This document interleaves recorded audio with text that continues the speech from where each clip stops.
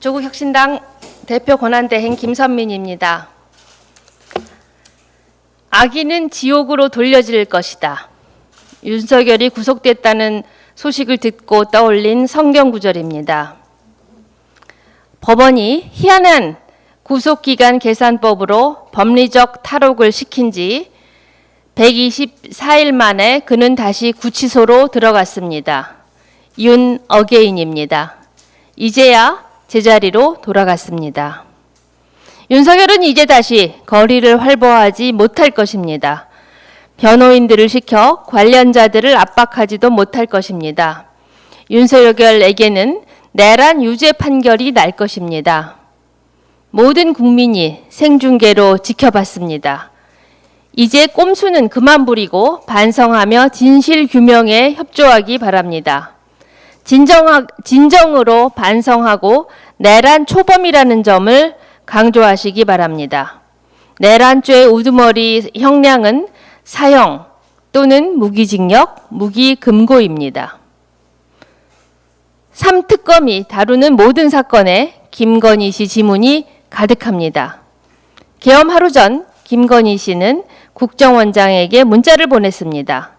당시 국회에는 김건희 특검법 제2요구안이 계류 중이었습니다. 김건희 씨는 주가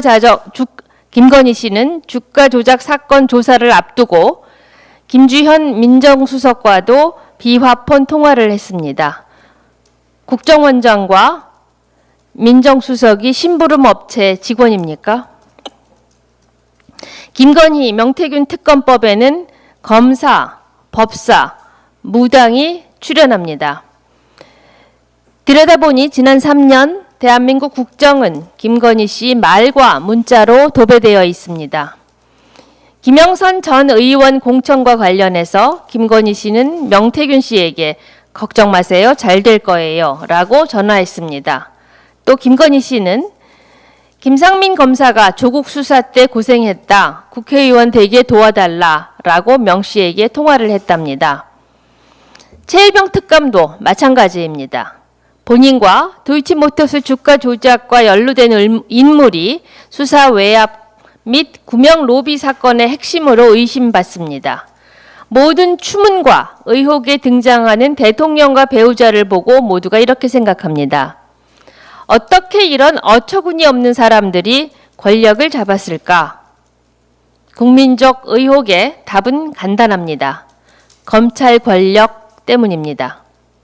검찰이 윤석열, 김건희 공동 정권을 만들고 함께 누렸습니다. 검찰 개혁 없는 특검은 반쪽에 불과합니다. 군부 독재 타도의 꼭지를 딴 하나회 해체처럼 특검 수사는 검찰 해체 수준의 개혁으로 이어져야 합니다.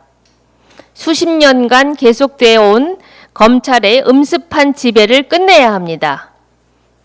그에 앞서 당장 필요한 일이 한 가지 있습니다. 김건희 씨는 휠체어를 타고 병원에 갈 것이 아니라 호송차를 타고 구치소로 들어가야 합니다. 김건희 씨 구속, 그것이 정의이고 그것이 국민 뜻입니다. 감사합니다.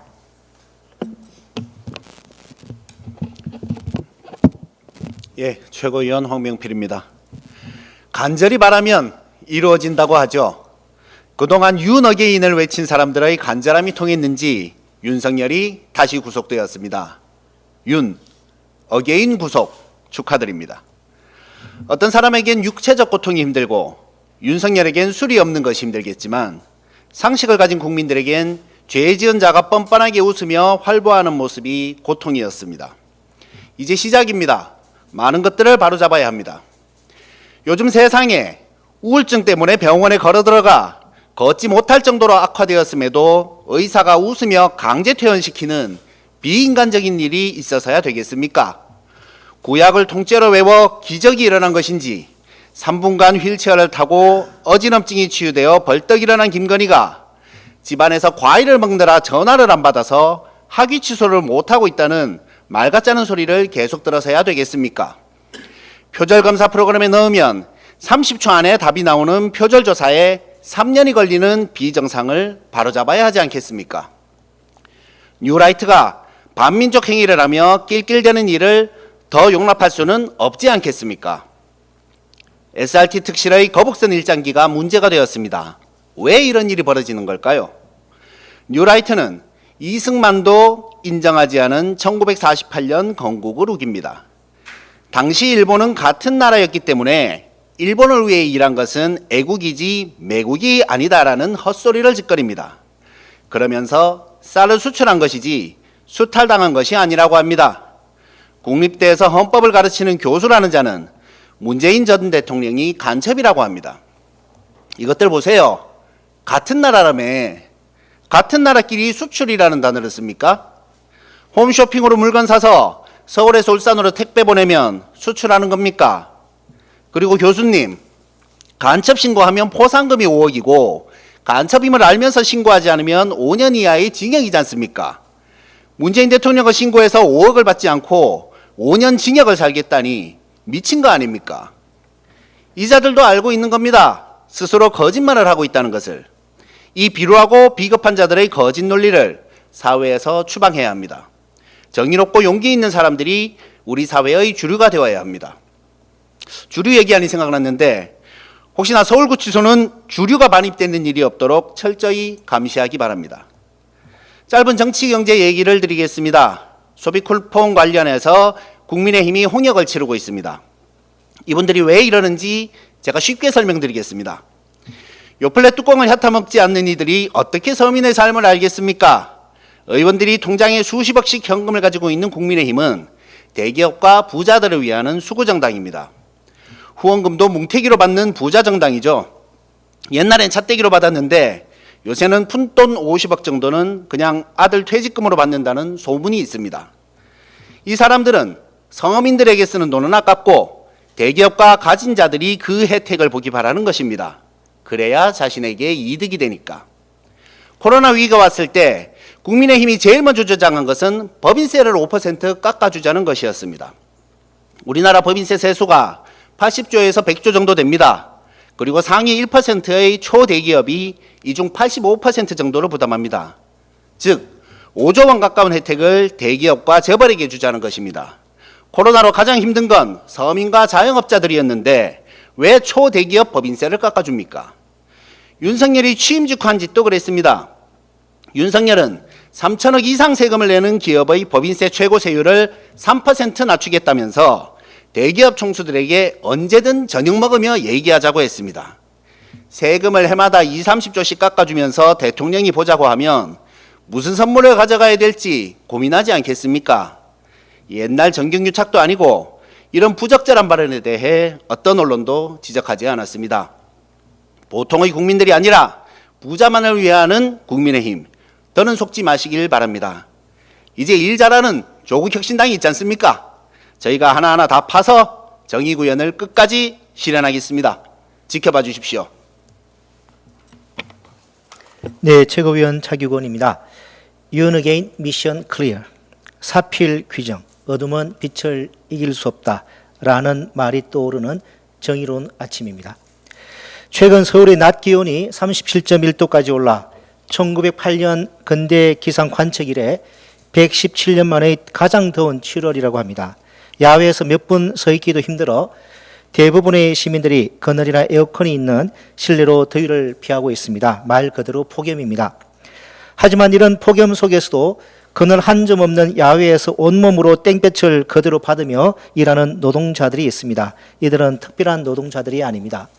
우리가 흔히 볼 수 있는 환경미화원, 도로보수원 등 우리의 일상을 안전하고 쾌적하게 만드는 노동자들입니다. 또한 건설 노동자들 역시 폭염에 그대로 노출되어 있습니다. 정부와 지자체는 매년 폭염에 노출된 5개 노동자들에 대해 적절한 휴식을 보장해야 한다고 하지만 안타깝게도 노동자들은 여전히 희생되고 있습니다. 지난 7일 경북 구미시 아파트 건설 현장에서 20대의 외국인 노동자가 온열 질환으로 사망했습니다. 구조 당시 그의 온도는 40도였습니다. 40도 상상이 가십니까? 폭염이 계속되는 한 이렇게 노동자들은 계속 일터에서 죽음과 사투를 벌여야 할지 모르겠습니다. 이러한 현실을 막기 위해 작년 10월 폭염 시 사용자의 보건 조치 의무화를 담은 산업안전보건법 개정안이 국회를 통과했습니다. 이후 고용노동부는 지난 1월 23일 체감온도 33도 이상 환경에서 일할 경우 2시간 이내에 20분 이상 휴식을 부여하도록 하는 산업안전보건 기준에 관한 규칙 개정령안을 입법 예고했습니다. 하지만 5월 23일 대통령실 산하 규제개혁위원회는 이러한 사용자의 의무가 과도한 부담을 초래할 가능성이 크다면서 철회를 요구했고 고용노동부는 이를 수용했습니다. 이후 폭염으로 온열 질환자가 폭증하고 사망사고가 발생하자 고용노동부는 이틀 전 불이 나게 해당 규정에 대해 규제개혁위원회의 재심사를 요청했다고 합니다. 왜 사람이 죽어야만 대책을 세우는 것입니까? 이래서 재난이 인지라고 하는 것입니다. 체감온도 33도는 심혈관 질환, 신경계 이상, 근육 경련 및 탈수 등의 신체 변화를 가져오는 온도입니다. 규제개혁위원회 그 잘난 위원님들은 에어컨이 빵빵 나오는 시원한 실내에서 폭염 시 노동자 안전대책이 과도한 규제라고 심의했을 것 아닙니까? 고용노동부 역시 뻔히 폭염으로 노동자들의 위험이 가중되는 것을 예상했음에도 설거머니 발을 빼더니 황급히 다시 재심의를 요청하는 것이 부끄럽지 않습니까? 저는 이들에게 체감온도 33도가 넘는 상태에서 단 10분이라도 야외에 서 있어 보라고 이야기하고 싶습니다. 그렇다면 결코 그런 결정을 내리지는 못했을 것입니다. 고용노동부가 재심의를 요청한다니 그나마 다행이지만 이것으로 충분하지 않습니다. 저는 작년에 통과된 산업안전보건법에 담기지 못한 폭염시 노동자들에게 작업 중지권을 부여하는 내용의 산업안전법 개정안을 발의하고자 합니다. 더 이상 일터에서 죽음과 싸우지 않도록 노동자들에게 작업 중지권을 보장해야 합니다. 이재명 대통령은 지난 7일 일터의 죽음을 멈출 특단의 조치를 마련하라고 지시하셨습니다. 너무나 당연한 말씀입니다. 새 정부가 말하는 새로운 대한민국은 일하는 사람들의 기본적인 생존권이 보장되는 것에서부터 시작되어야 합니다. 일터로 출근하여 영원히 돌아오지 못하는 우리의 아들, 딸, 엄마, 아빠가 더 이상 있어서는 안 됩니다. 폭염 시 사용자의 보건조치 의무는 끝이 아니라 시작입니다. 구체적으로 이동식 냉방기 설치, 충분한 휴식시간 보장 등 실질적인 대책이 수립되길 바랍니다. 끝으로 고용노동부와 대통령실 산하 규제개혁위원회에 당부드립니다. 노동자들의 안전은 경제 논리로만 접근해서는 안 됩니다. 100번 양보하여 경제적으로 따져보아도 기업에 도움이 되지 않습니다. 산재는 노동력 상실과 그로 인한 업무 저해 및 각종 비용이 발생하고 기업의 이미지에도 타격을 주기 때문입니다. 일하는 사람이 일터에서 죽지 않는 그런 너무나도 상식적인 세상, 그것이 바로 광장의 시민들이 바랬던 새로운 대한민국입니다. 이상입니다.